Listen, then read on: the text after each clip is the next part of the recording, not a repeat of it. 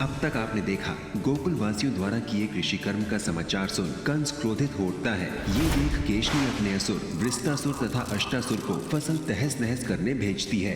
दोनों असुर फसल नष्ट कर गोकुल वासियों को हानि पहुंचाने का प्रयत्न करते हैं। दूसरी ओर गरुड़ को समीप आता देख कालिया भयभीत हो उठता है तथा कंस से अपने प्राण बचाने की याचना करता है। कान्हा घबराए गोकुल वासियों को असुरों से बचने हेतु पर्वतीय क्षेत्र की ओर जाने की योजना देते हैं एवं स्वयं असुरों का सामना करने हेतु उनके समक्ष आ खड़े होते हैं। अब आगे।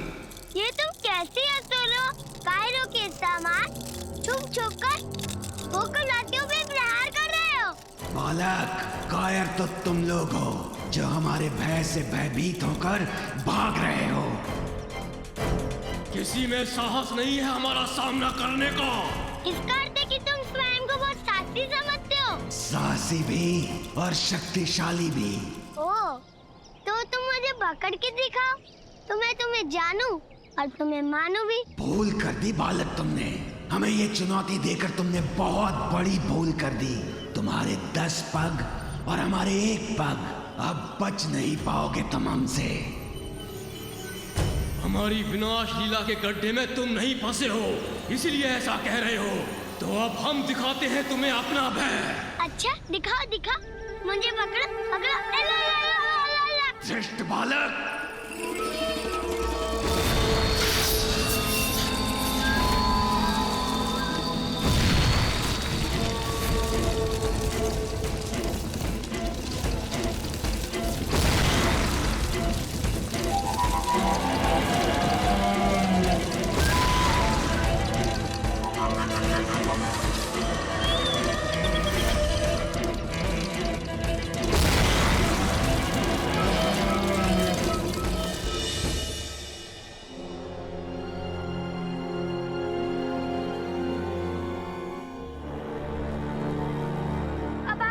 सुरक्षित है। हमारा कान्हा भी सुरक्षित है, वो असुरों के बीच है।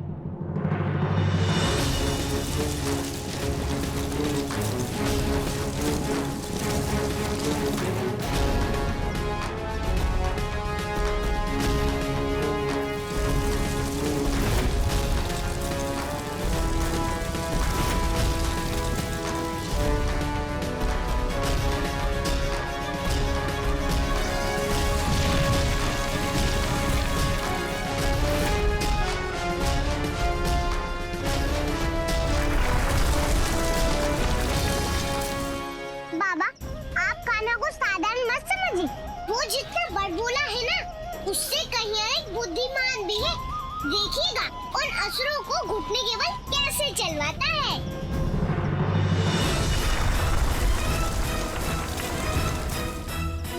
बुद्धिमान है तो क्या हुआ, है तो बालक ही ना। और ये असुर कितने भयानक।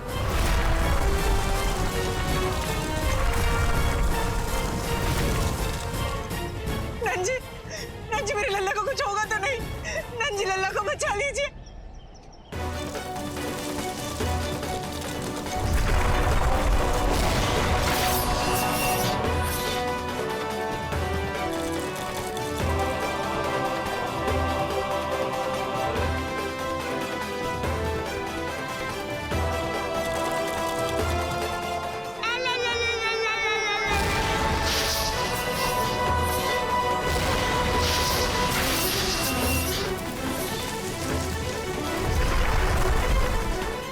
कुछ कीजिए, नंजी बचाइए मेरे लल्ला को। मैं स्वयं जाऊंगी अपने लल्ला के पास। छोड़िए मुझे। यशोदा, ईश्वर से प्रार्थना करो हमारे कान्हा को कुछ ना हो। रुको तुम यहाँ।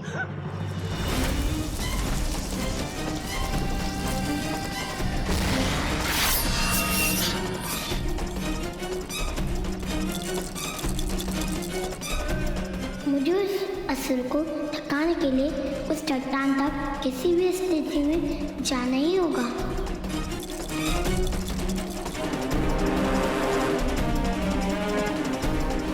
बालक, भाग जितनी तीव्र गति से भागना चाहता है तू, किंतु ये मत भूल कि काल की गति तेरी गति से कहीं अधिक तीव्र है।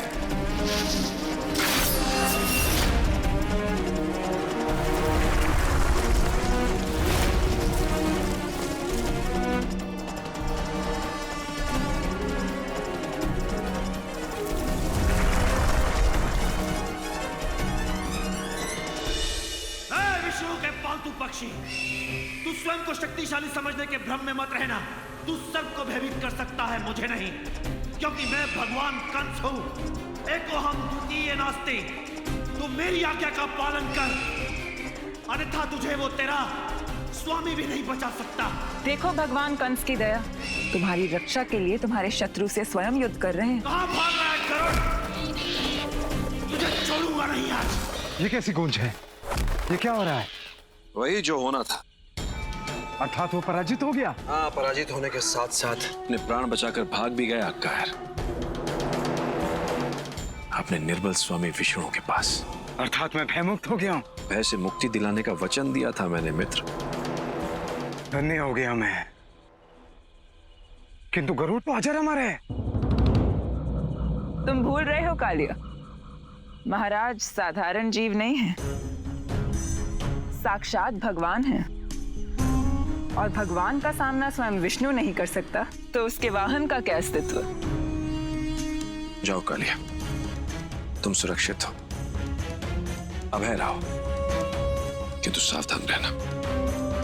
अभी उसका विनाश नहीं हुआ, संभव है कि वो पुनः आ जाए। मैंने तो सोचा था मुझे अभयदान प्राप्त हो गया, किंतु अब मेरा क्या होगा?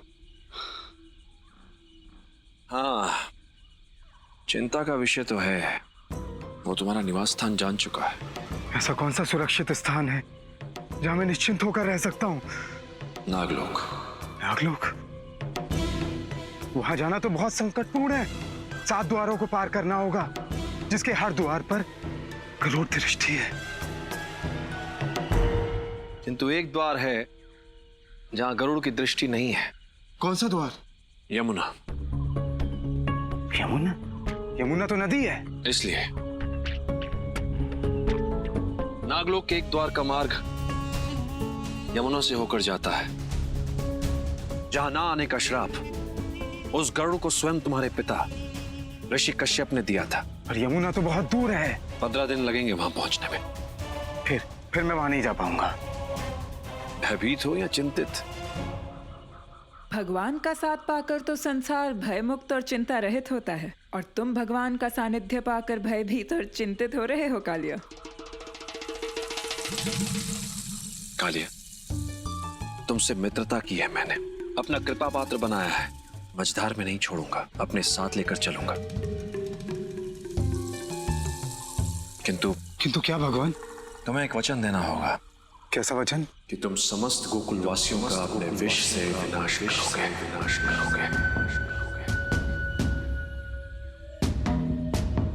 ये मेरा सौभाग्य होगा। कब चलना है? कल प्रातः। अभी विश्राम करो। ठीक है।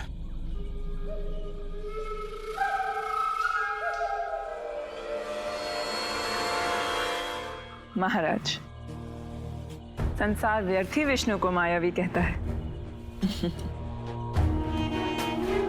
असली मायावी तो आप हैं, जिसकी माया से निर्मित गरुड़ को वो कालिया असली गरुड़ समझ बैठा और आपका भक्त बन बैठा।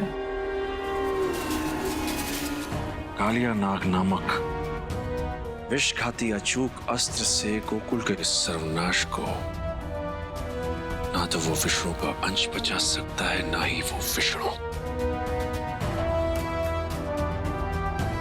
भगवान कंस की कुपित दृष्टि और संपूर्ण गोकुल की समाप्ति।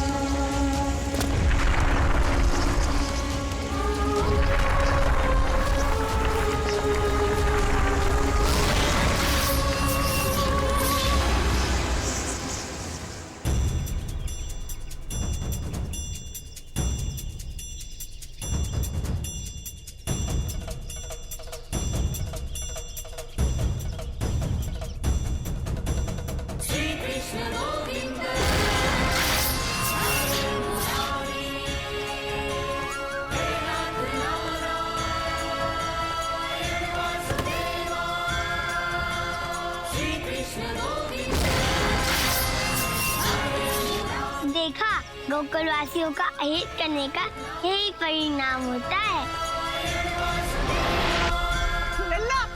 हाथी घोड़ा पालकी।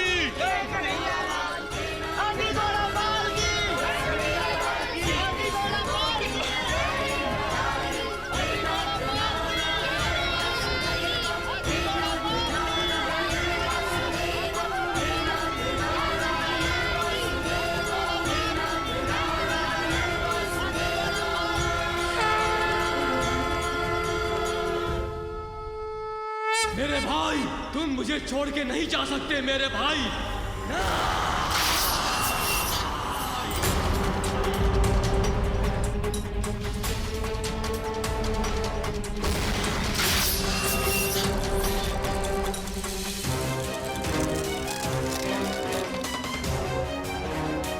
एक असुर अभी भी जीवित है। हाँ, जीवित हूँ ताकि तुम सबको मृत्यु दे सकूं। अपने भाई अष्टासुर की मृत्यु का प्रतिशोध ले सकूं। अब मैं छोड़ूंगा नहीं किसी को भी, और ना ही छोड़ूंगा इस गोकुल को। शमशान बना दूंगा मैं गोकुल को, शमशान। असुर, यदि तुम अपनी भलाई चाहते हो तो यहाँ से चले जाओ, अन्यथा तुम्हारी वही दुर्गति होगी जो तुम्हारे भाई की हुई। तू मेरी दुर्गति करेगा बालक, तो देख कि अब कौन किसकी दुर्गति करता है। ये असुर बड़े मायावी और गतिमान होते हैं, इन्हें रोकना होगा।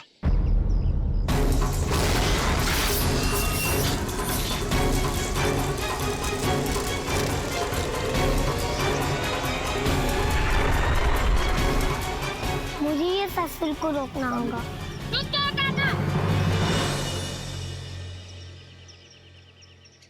तुम नहीं जाओगे। क्यों दाऊ? क्योंकि यह मेरा खेत है। इसने हमारी धरती माँ को अपमानित किया है, कष्ट पहुँचाया है।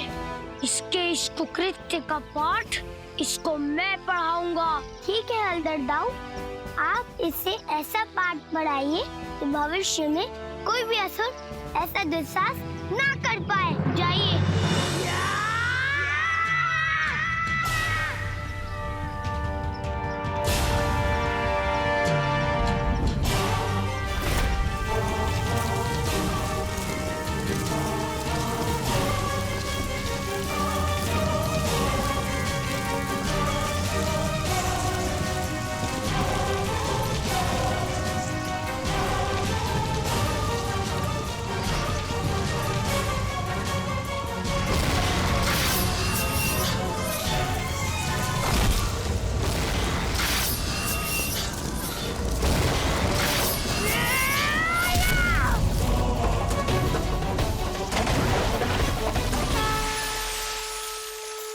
प्रभु, अगासुर ने जब आक्रमण किया था तब मैं विवश थी, इसलिए कुछ नहीं कर पाई थी। किंतु आज मैं तुम्हारी सहायता अवश्य करूंगी। उस मुख उपस्थिति का मूल्य मैं चुकाऊंगी। आज इतिहास की पुनरावृत्ति नहीं होगी।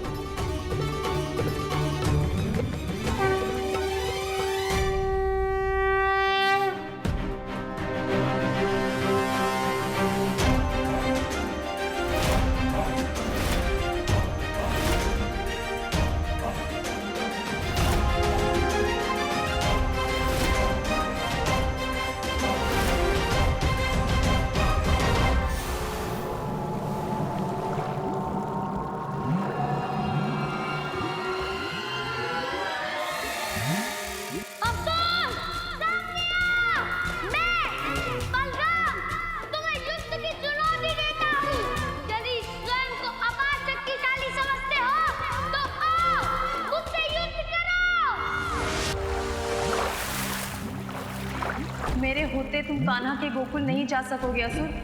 किसी भी परिस्थिति में तुम वहां नहीं जा पाओगे।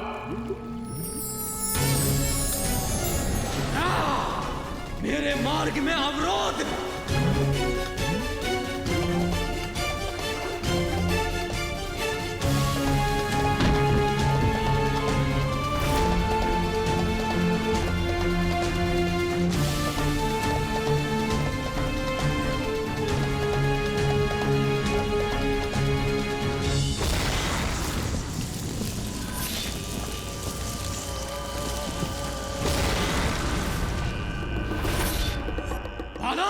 तू युद्ध की चुनौती नहीं दे रहा, अभी तू अपने काल को निमंत्रण दे रहा है। इसका निर्णय समय करेगा असुर। समझ ले, तेरा अंत समय अत्यंत ही निकट है। क्यों बालक, तू मेरे साथ बिना अस्त्र शस्त्र के लड़ेगा? धरती माँ के पुत्र किसान का ये हल ही अस्त्र है और ये हल ही शस्त्र। ये संसार को जीवन देता भी है और संसार के सुख को नष्ट करने वालों को जीवन देता भी है। इसे केवल हल समझने की भूल मत करना असुर, क्योंकि ये हाथ है किसान का। एक बार जिसकी गर्दन पे पड़ जाए उसका शीश दर्द कर दे।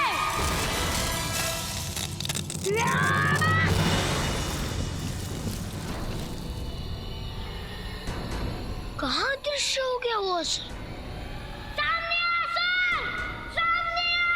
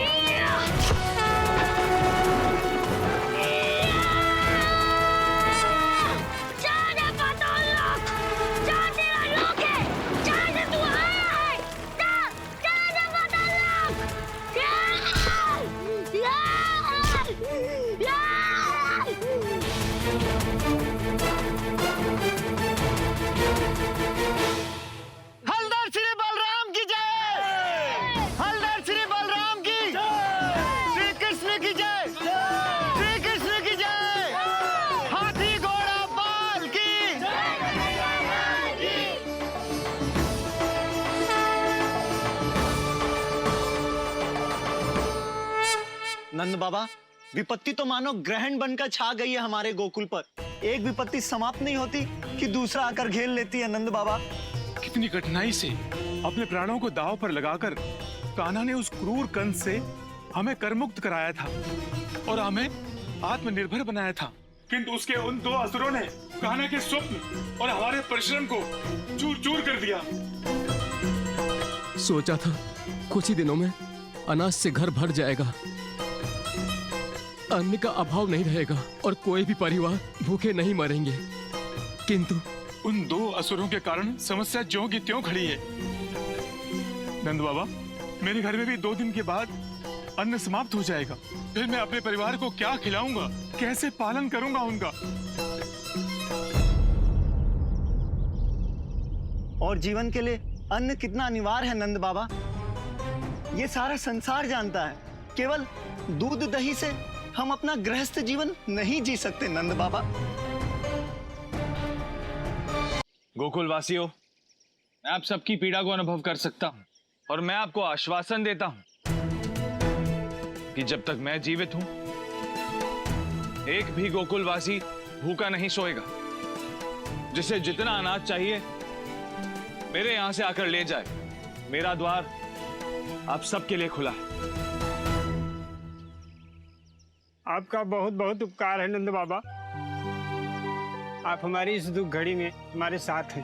मित्र, तुम्हारी ये उदारता, ये सहानुभूति अवश्य एक ऊर्जा बनकर इनमें नया प्राण फूकेगी, किंतु ये समाधान अस्थाई है और गोकुल को स्थायी समाधान चाहिए। इस प्रकार यदि वर्षा ना हो, हिमालय से निरंतर गंगा नहीं बहेगी और संपूर्ण संसार सागर से लोटा लोटा पानी लेता रहे, तो एक दिन अवश्य ऐसा आएगा जब सागर में पानी समाप्त हो जाएगा।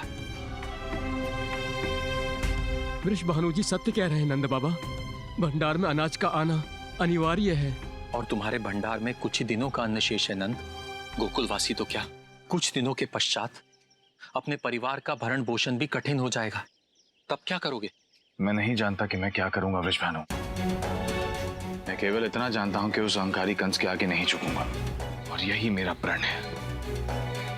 तो इस प्रण की रक्षा के लिए प्राणों की रक्षा करना भी अनिवार्य है नंद। और यदि इस समस्या का कोई स्थायी समाधान नहीं निकला तो हम सभी को गोकुल छोड़कर जाना पड़ेगा।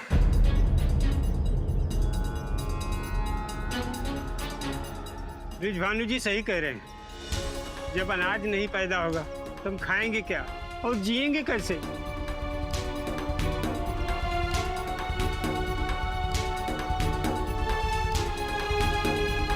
मुझे कुछ करना होगा। कंस की आत्माओं के समक्ष हम आशाएं होकर कभी गोकुल नहीं छोड़ेंगे, कभी भी नहीं।